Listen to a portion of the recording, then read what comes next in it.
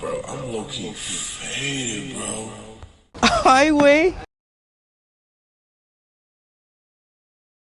What's this guy supposed to be, the ultimate badass? They ain't ready. They ain't ready, Joe. They ain't ready. Here we go.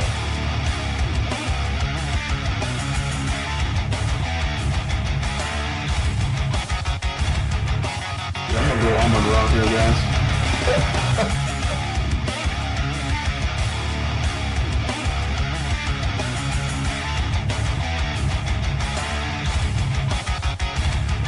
What is it? You ain't Mexican. What is that? I looks a little bit though, so I dig a little deep in there, right? But yeah, he did that.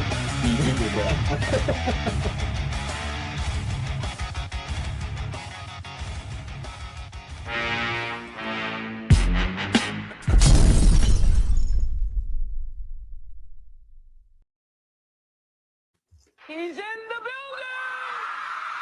building. Oh, bro, I'm low-key faded, bro. Yo, what's up, everybody? Welcome to tonight's episode of the Frisco Report, bros. It is the night of nights, the billions watching across the world as we hit the stage. Tuesday Night Live with my co-host, Cowboys Corner. What's going on, bro? What's going on, you guys? Another Tuesday, another Frisco Report. All right. Hope everyone's having a great week. Tomorrow, hump day, the middle of the week, with 2 to go. So hopefully you guys are doing fantastic. It's time, bro. Mike, we'll touch on the disaster that was the choke of chokes, the Vikings game, right? Cowboys had an opportunity to stay in the hunt. It's over, dude. Cowboys choked it up. Mike, what was the number one thing that you took from that loss, bro? Cowboys are the Cowboys. You know, they were 500 for a reason going into that game. They weren't very good. I thought they could beat them, but as you've seen with the game going the way it was going, they proved me wrong, like they usually do. But at the end of the day, man, this is who the Cowboys are. As Joe said, win one, lose one. Win one, lose one. Win 3, lose 2. All right? About to lose a third one against these Chargers. That's what 500 teams do. Yep. No. That's right on. That it's right, and it's sad that we can predict this already, man. You know? But they do tease you, right? The Cowboys do a good job of teasing you, keeping you, kind of locked in. But now it's essentially it's over, bro. Like it's not mathematically over, but I mean we're being real here, Mike. There's no way they get in, Mike. No. I mean 3 weeks ago, whatever it was.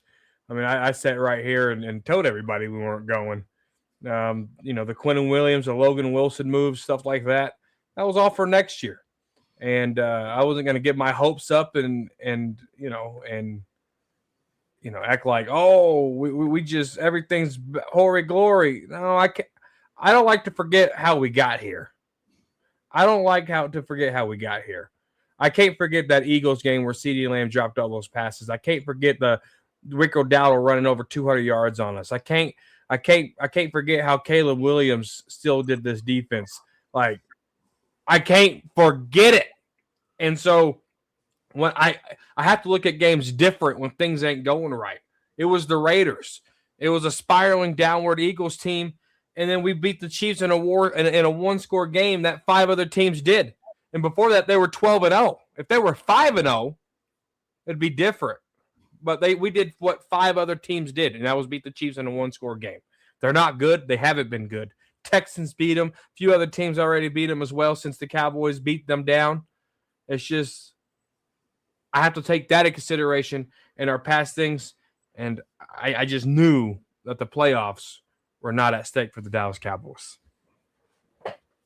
Yeah, man. It's no, you make a good point there, right? Like there was like hallmark losses all spread all over the season. When you have that, that's just not a good team. It's not a playoff worthy team. You know, we talked about it last week. Is it even worth making the playoffs? Get one and done, right? Or just done. Not even one, just straight done, right? So I also remember that too, man. When you're mentioning that, I remember Jacoby Brissett tearing it up, bro. Like, can you believe The that, dude? Cardinals game, yeah. It wasn't even Kyle Murray. Can you imagine if Kyle Murray would have been out there? Would have been like 100 to whatever the hell it was.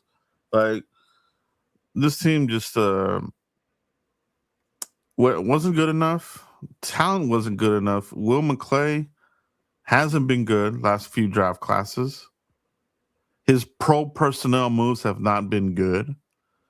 You know, you have some moves that were good here and there, but for the most part, too many misses, Mike. Too many cheap clearance sale free agents.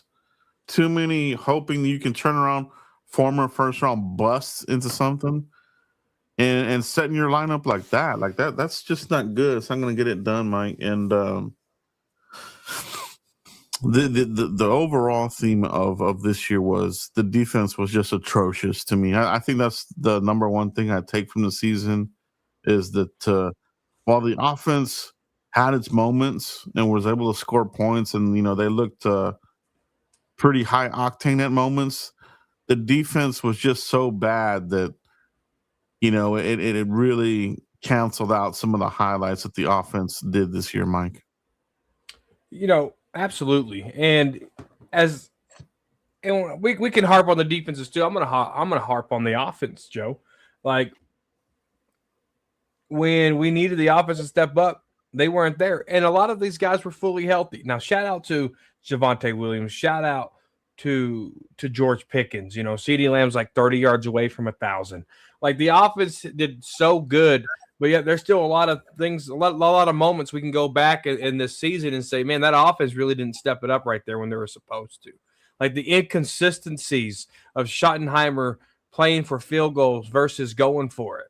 Like the Minnesota Viking games, Joe. I mean, Schottenheimer showed a bunch of. You have nothing to lose. Yeah, you have nothing to do. Why are we kicking field goals? You should have went for it on every single fourth down on the Vikings 50 plus. Why were we kicking field goals? It made no sense. He played too scared, and I have a fear, Joe, that when it really matters the most, Schottenheimer is going to be even more scared. I don't think he's going to learn anything from this because there was times during this year where he didn't learn a lot of stuff. CeeDee Lamb went down with the injury, missed 5 games, and CeeDee Lamb was just doing end arounds again. Like, are you kidding me? Like, do you not realize what just happened? Season of the line, you got your star wide receiver doing end arounds again. Stupid stuff like that will hurt this offense all day, every day, any day of the week. Yeah, no, you do make a good point. Yeah, it really was a full team letdown. You know what I mean? It's staying with the offense a little bit here, Mike. One thing that I didn't like either, you know, and this isn't like the wrap up show or anything like that. We're just talking in general here, open discussion, pretty much. But the offensive line, Mike, the play of your tackles was not good either. You know, Guyton, where was that leap? I think he took a leap backwards. I definitely didn't see any kind of second-year leap out of Tyler Tap Out Guyton. And Terrence still looks like he's just going through the motions, Mike. What's your thoughts on the O-line? Yeah, man. Booker, I mean, not Booker. Yeah, Booker was hurt. Cooper Beebe got hurt for a couple of games. I like what TJ Bass and Brock Hoffman was able to do to fill in. Did Brock Hoffman have, consistency towards the end before Cooper Beebe? No, but he was able to hold it off. And big shout out to Danny Savage. Danny Savage called it this offseason. He said Brock Hoffman is not a starter, but he's good enough for at least 8 games. And Brock Hoffman gave us those 8 games. So shout out to Danny Savage, the draft guru. But when and then Tyler Smith had some penalties, had some things. Tyler Guyton had way more penalties, holding, pre-snap penalties. Terrence Shield just got beat almost every other play. Connor, I expected more out of Connor Riley. I really did. Like I expected more out of Connor Riley than I actually did Matt Eberflus, because the program that he ran there with Kansas, it was a tight program. All right, a lot of he's got offensive linemen drafted into the NFL, Cooper Beebe being one of them. So when you look at that and you look at the players, right? Terrence Steele, 3 years removed from that ACL injury, still looks like doo-doo. Tyler Guyton on the left side, coming in off injury, had a knee scare, missed some games, still looked like doo-doo. Overall, as the collective offensive line, Joe, it wasn't great. I mean, and you know what put the stamp on it, dude? The game against the Minnesota, because they got confused. Communication was not there. Dak was running for his life, and Dak got sacked a lot. Mm-hmm. No, it is a good point, man. Coach Riley, I don't know if it was like the leap was a little too big for him from the college ranks into full-blown the Dallas Cowboys. I mean, that's a huge leap, right? We talk about the spotlight being too bright for some of the players. It can happen to coaches too, right? So I'm with you, man. I did expect more out of Riley as far as like, development and this sorts of thing. Especially BB. I gotta be honest, BB looks like okay to me. You know what I mean? He looks a tad better than Biadish, which isn't saying much. I wasn't a big fan of Biadish, you know what I mean? So I'm not that impressed with that. I feel like you can upgrade over BB at some point. I really do. But that's for another video. But a great points there, Mike. Yeah, dude. There is a lot of holes on this team when you look forward to how do you fix this team or how do you improve it to become more competitive for next season. There's holes on both sides of the ball. But let's talk about defense here, Mike. Let's talk about what everybody's talking about, and that is the fate of Matt Eberflus. There's no way that this guy could possibly be brought back. There's just no way, Mike. What are the percentages that Matt Eberflus returns to the Cowboys defensive coordinator, in your opinion, Mike? I think I knowing the Cowboys, I think they like Aaron Whitecotton a lot. I think they like a couple of these position groups on the defense side with these coaches. So whenever you get a new defensive coordinator in, especially if you get an external one in, you have a chance to lose those positional group coaches like Aaron Whitecotton and some other guys, right? Jerry has to fork up a little bit of cheese and put the new defensive coordinator in a tough spot to want to keep those guys, because the defensive coordinator is going to want to bring in his own people. Now, I think because of that, I think Matt Eberflus has a good chance of staying. I do. I would put it along as a 70% chance that Matt Eberflus stays, because Jerry is going to be scared to lose some of these coaches here on this defense side of the ball. I want to throw up. All right.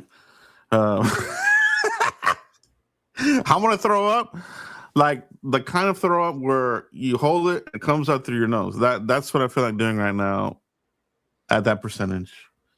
Mike, I'm going to say that he has a 10% chance of coming back. I think some of what you're hearing from Steven and Jerry Jones, a little bit of a hint. It used to be more of, yes, it felt more supportive, when you're looking at the bye week when they asked him this question, as to when you heard him the other night or here recently on 105.3 Fan. It sounded like the door is completely open, that reanalyze and bring somebody else in this bitch, bro. But we'll see.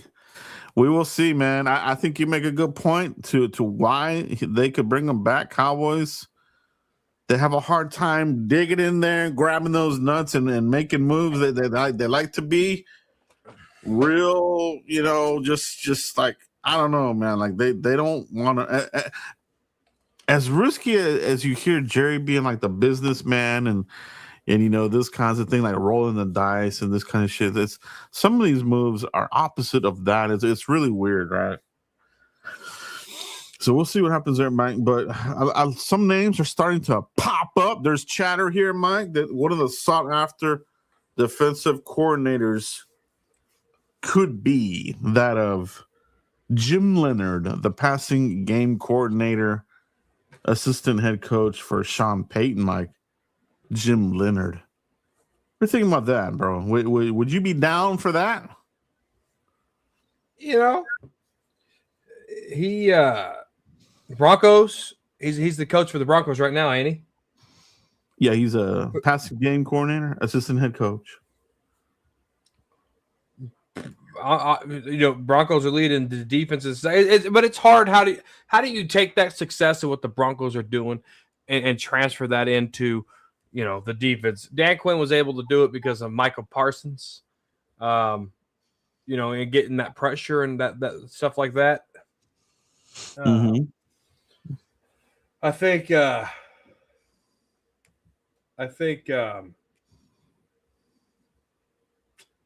look at that. Look at that. He helped Pat Surtain, defensive player of the year, or potential defensive player of the year. And they shut down our offense again. They have Dak's number over there. Anybody. Hell, I think Mike Nolan will be better than Matt Eberflus at this point. Bring him on. I like it. Yeah, and then this falls right into your boy Mike's super chat here. With Eberflus likely gone, who do you guys think the next defensive coordinator should be? 4 defensive coordinators in 5 years. That's embarrassing. It is embarrassing, but it has to be done. You can't stick with the same guy just for the sake of sticking with the guy and saying, "Oh, we're embarrassed. We're just gonna stick with this guy," right? Like it's just bad selections, and it just shows kind of how the struggles have been here, right? But you're talking about Jim Leonard here. It is this is Ian Rappaport, and this is from last year. This is from earlier this year. January 27th. He turned down 3 defensive coordinating positions. He turned down a promotion. I don't think that happens this year. I think he takes a promotion. And could it even be possible that somebody even thinks that he may even get interviewed for a head coaching position? Possibly. I would go out on a limb and say that he might even be in that contention. There's going to be a lot of openings. You know what I mean? Some of these teams, they like the next hot shot coordinator.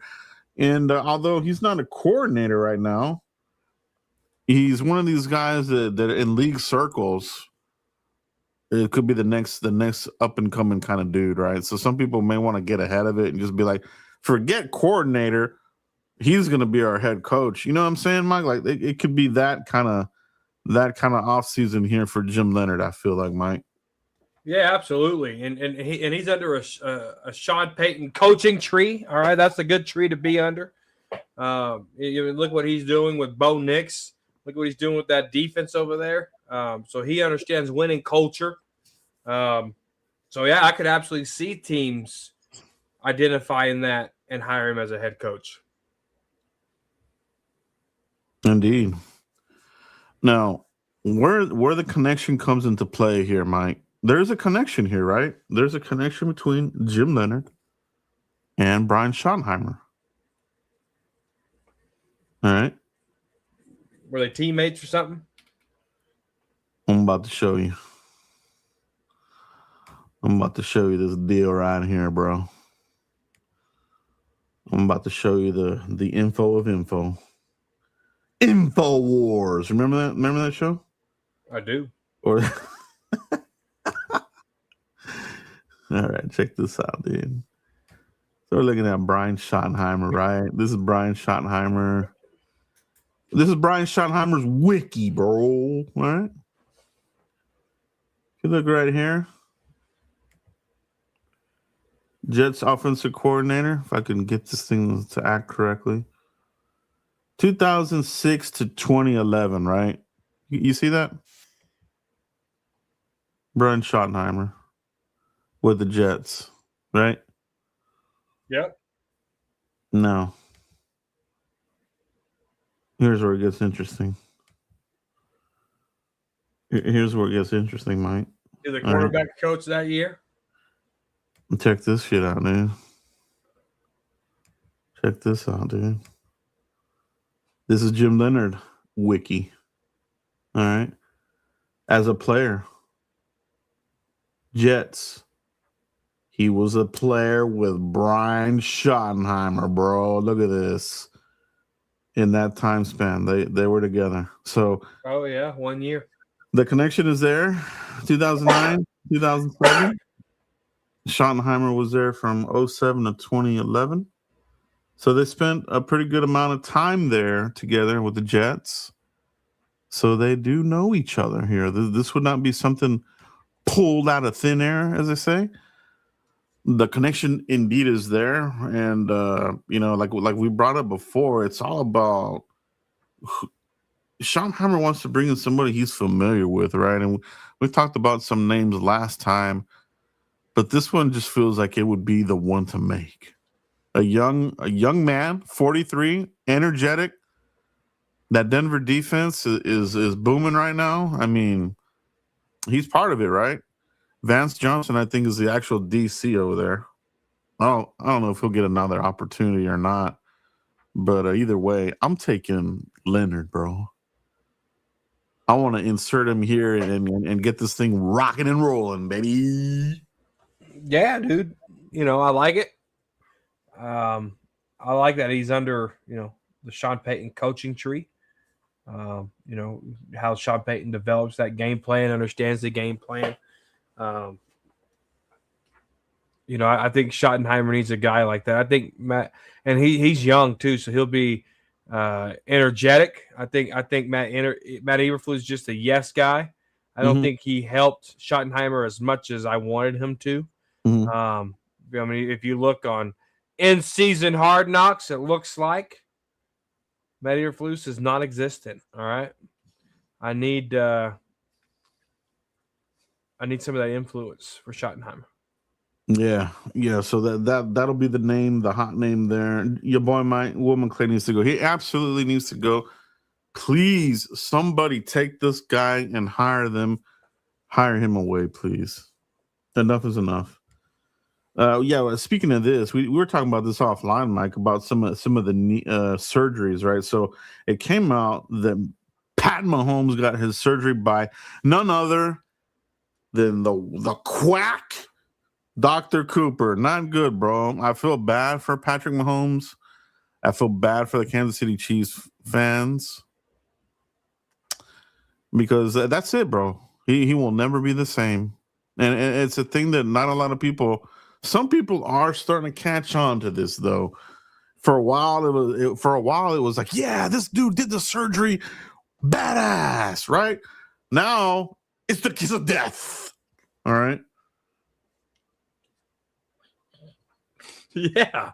We brought it to light on the Frisco Report maybe 3-4 years ago, and we've been watching it. I mean, you look at the guys like Michael Gallup, Terrence Steele, Jabril Cox, Jalen Smith. Yep. They haven't been the same. Look at Trayvon Diggs. Did he do Siobhan Revel's surgery too? He did. He absolutely did. Yep. And look at that, dude. The dude jumped to tweak something and missed more time. Yeah. I think it's scary. I think this has to be studied by the NFL. Because this is people's careers, man. This is people's careers, and I think the NFL needs to pay more attention to those analytics instead of touchdown analytics. They look at players' health analytics. It's scary stuff. And here's the other thing that we talked about, Mike. Our boy, he knows. And we're talking about Micah Parsons. We found out that he had his surgery by Eugene Curry here in Dallas, right? Eugene Curry, orthopedic ankle knee surgeon. He didn't go with Dr. Cooper. So great job, Micah. You did the right he knows thing, bro. He knows, dude. He knows, man. So shout out to him, man. He did not go to Dr. Cooper, man. Thank God for that, bro. Like, I have no ill will towards Michael Parsons, man. You know what I mean? I like him as a player. I like to see him, in action, except whenever we play against him, obviously. But yeah, I think that was the right move, man. He saved his career by going with a different surgeon. 100%, dude. And if anybody would know, Micah would know. He understands Dallas Cowboys have one of the worst strength and conditioning coaches in all of football. And it stems from the immediate surgery of the hands of Dr. Dan Cooper. So Micah's seen it. He's seen what what Trayvon Diggs was going through and is going through with that knee. And Micah said, nope, U-turn. Only more comments in here. Danny Savage, good to see you in the chat box, bro. I take Rex Ryan, Aaron Glenn as defensive coordinator. Interesting. Would Aaron Glenn be one and done with the Jets, Mike? Is that possible? I don't think so. When Quentin Williams got traded, he was bought in heavily to what Aaron Glenn was teaching over there, and he said just give him some time. Aaron Glenn will change it around, and he was already noticing some things that have been changing already with Aaron Glenn there. So I think the Jets will give him at least 2 more years. Would be interesting. Raheem Morris, Atlanta. I think this is year 2. It hasn't been good there. Any interest in bringing in Raheem Morris if they do a regime change there in Atlanta, Mike? Is he somebody that would pique your interest? Oh yeah. Bring him on over here, because for a while there, the Falcons' defense was their strength. And I'll be okay with that. Rex Ryan, however, I don't know if I would take him. I feel like Rex Ryan would be like somebody that would kind of undermine you, like be like low key wanting to get the head coach job and like sabotage you, kind of like Dan Quinn did to Mike McCarthy. You know what I'm saying? Like, I don't know. I know he's been wanting to get back in the league, and he's been trying to, get with Jerry to hire him, bro. But I don't know, man. I don't know if I trust Rex Ryan here, bro. No, the league's changing. Rex Ryan hasn't been in the league coaching in years. It's a little different with the RPOs, and Rex Ryan's whole thing was, I got a scheme to beat Tom Brady. And when he did, it made national news almost. So a lot has changed since then. So I don't know if Rex Ryan's defense will be suitable enough in today's NFL. Yeah, that's a good point too, right? And the Ryan brothers, right? They just weren't very good. I mean, Rex had success, but we're talking about, feels like an eon ago, right? That he had success with. He had success with the Jets, but mainly you kind of remember him more as that Super Bowl run with the Ravens, right? So, but yeah, that just seems like so long ago. So, Primetime Phil, what's going on? Primetime Phil in the house. What's up, bro? Merry Christmas to you and yours. Him and Brian run a good show over there. I'm always a listener. I might not comment all the time, but I'm always a listener. Primetime Phil, bro. Welcome. Someone here. Here's another name. Yes. Richard Gasada, 524. They should have made Al Harris defensive coordinator. This is interesting that you bring that name up. He is in Chicago right now as a DB coach, doing really good things over there, Mike. So, learning under Dennis Allen, right? Another Sean Payton kind of dude. Parcells kind of dude, right? There's a theme here, right? You got Ben Johnson, who is homeboy here, Detroit, who is a Parcells guy. Dennis Allen under Sean Payton, who's another Parcells guy. The Parcells tree is very successful in this league, bro. Todd Bowles is somebody that has done relatively well, with the Bucks. So I like the Parcells tree, man. It's still out there. It's still putting out solid coaches, solid assistants. So Al Harris getting that knowledge, that mentorship from the defensive coordinator there. I mean, he's probably learned something good, man. You get a good crossover of some Dan Quinn influence, Dennis Allen. What's your thoughts on him being probably interviewed? I would think the Cowboys may interview him for defensive coordinator here, Mike. What's your thoughts on Al Harris? You got to bring him in. You have to do these players justice here and bring him in. I mean, look at what Deron Bland looked like without Al Harris here. Yes, it was terrible, Joe. Mm-hmm. Deron Bland isn't the same player that he was under Al Harris. All right, I think Siobhan Revel could benefit from a guy like Al Harris. Yes. Kalen Carson. I mean, look what Al Harris was able to do with Josh Butler before he got injured. Mm-hmm. So Al Harris coming in here will be beneficial to our defense, 1,000%. And I believe everything you said. I agree 1,000%, Mike. I love the idea of Siobhan Revel save that career. Right now, if you keep Eberflus here, you're gonna ruin that kid, bro. He will be a bust. And you bring in Al Harris. I love what he did with the secondary, man. I'll be honest. I thought he did a great job.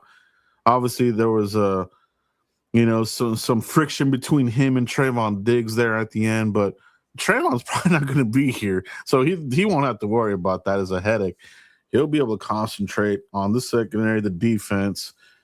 I think that's a low-key good candidate, quite honestly. That's a good name, Richard. Appreciate it, bro. Really good one. Christian, we spoke on Rex Ryan already. Danny Savage said Matt Patricia, defensive coordinator, Ohio State. I don't. If I'm going college, Joe, and y'all probably kill me in the chat, but give me the Colorado defensive coordinator, dude. Give me Livingston. That's a 4-3 guy. Robert Livingston, Colorado defensive coordinator. He's known for some good defensive schemes. I mean, he's primarily 4-3. But if I'm going to go in the collegiate level and pluck somebody there, it'll be Robert Livingston. Interesting you bring that up because I'm thinking back and I'm kind of circling back to Jim Leonhard, right? Would we do a hybrid kind of defense here? Would this now be a 3-4 sprinkled in with a 4-3 or a 5-man front or something like this? I think you have the creativity there. And the Broncos, they run that type of defense, right? You got Nick Bonito coming off the edge as an outside linebacker, right? So they're kind of running good. They're kind of running that kind of system here, and it attacks the quarterback, which we need.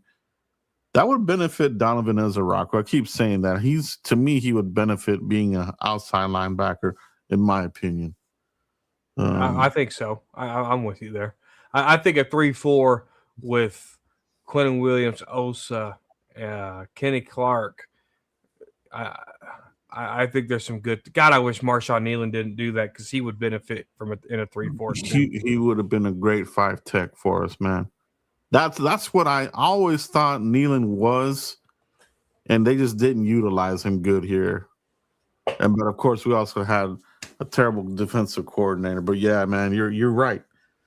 Absolutely, bro. What other names do we have floating around here in the chat box? Let's see what else we got here, Mike. You see any others that stand out here to you? Somebody said exclusive access to taste, said Warren Sapp. And Warren Sapp, I think he's doing D-line at Colorado, right? Is that where he's at? Yeah, he is. Yep. Deion Sanders took care of him. He was one of the players that got broke He put all his yeah. money into real estate and got broke, and Mhm. Sanders bailed him out, man. Dion helped him tremendously. Help them out, man. That's true. You know. But I see Warren Sapp more as a D line coach. I don't know if he's. I could be wrong, but I don't know if he's. I don't know if he has that mind of a full DC coordinator. I could be wrong, but I don't know. I just feel like he might be more his strength as a D line coach. You know what I mean? Yeah. But definitely another name to think about. You know, there's a lot of names here. The DC from Indiana, obviously Indiana did their thing against the Ohio State Buckeyes. That's got to be of some sort of merit there. But I just don't see Jerry Jones and these guys. They don't like to step out of their comfort zone, and going into the college ranks hasn't been their thing, right? It hasn't been their thing since they brought in Jimmy here. For whatever reason, they really don't really do it. You know, Schottenheimer had some he had some flexibility though. I got to say that they were able to bring in some college coaches, right? You got Riley, their wide receiver coach, I think the running back coach too.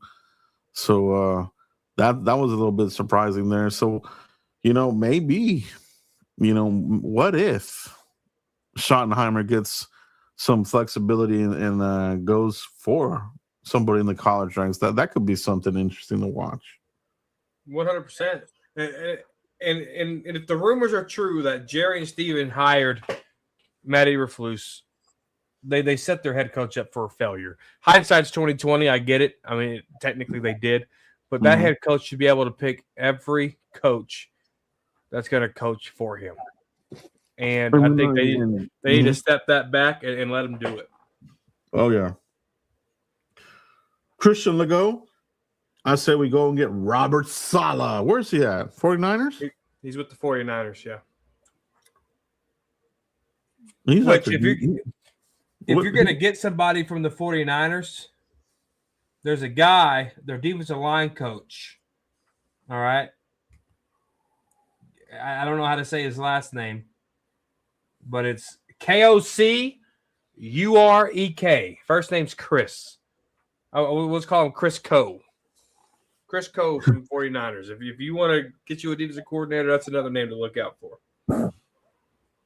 49ers defensive line coach. We got a super chat here from your boy, Mike Brian Flores.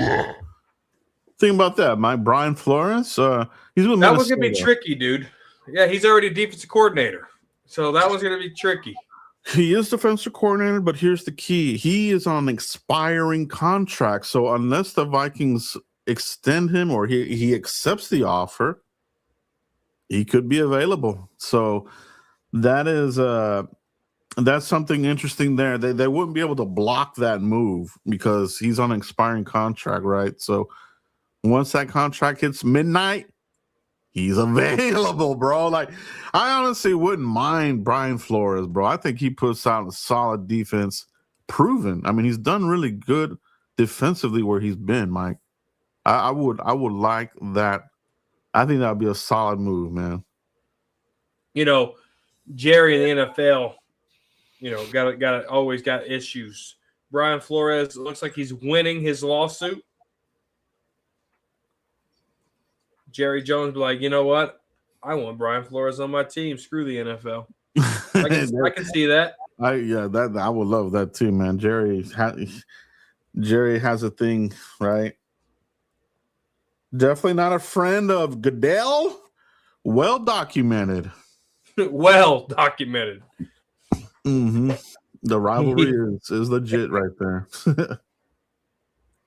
See, I like White Cotton too, but I don't know if I can trust him as a defense coordinator just yet. I really don't know if I can trust him. Because he's been in a lot of failure organizations too, and that's not his fault. But how has he, you know, outside of Quentin Williams, what else does he have on his resume? You know what I'm saying? Yeah. No, I agree. That's why I think that whoever the DC comes in here, I don't think none of these guys are safe, man. Let the DC bring in his dudes.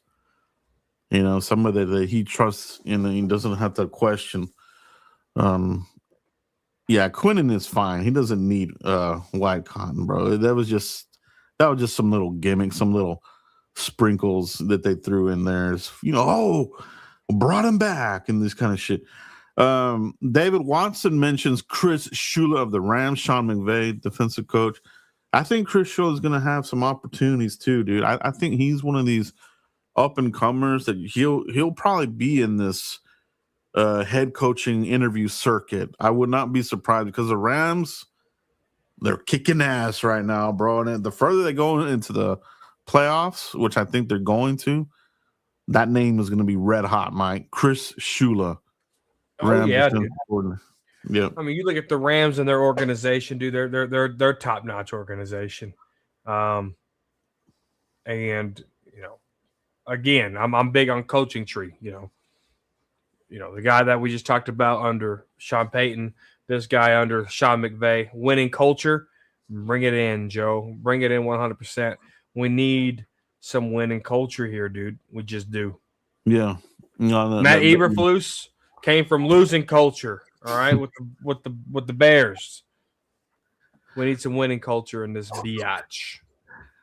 Yeah, he came from Marinelli, which not good, bro.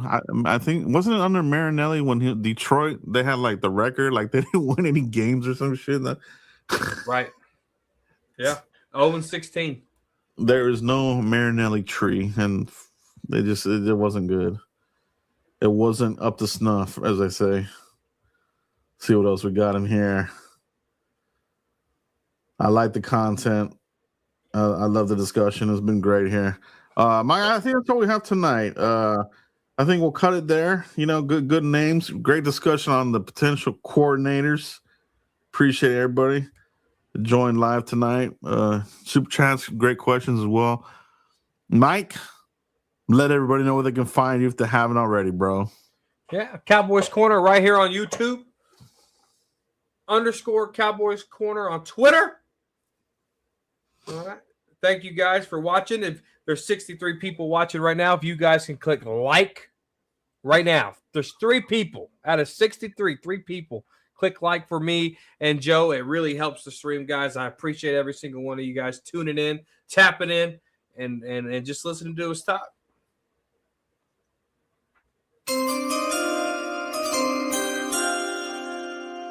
It's coming, bro. It's coming. It's almost draft time, bro. We're getting closer to it. We'll start doing some mock drafts, mock draft insanity, as we call it. It's going to be good times coming up here in the offseason. But for right now, we got a couple more games to get through, and we'll see if Matt Eberflus survives the season.